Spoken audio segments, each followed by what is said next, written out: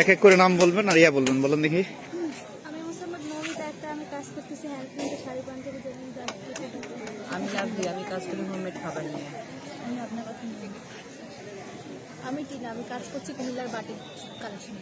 আমি শিফাত, কাজ করছি বাটিক থ্রি পিস। আমি মোসাম্মদ শিমলা আক্তার, আমার পেজের নাম এডুকেশন, কাজ করছি কেক নিয়ে হোমমেড কেক। আমি নুসরাত জাহান শিমলা, আমি থ্রি পিস নিয়ে কাজ করছি।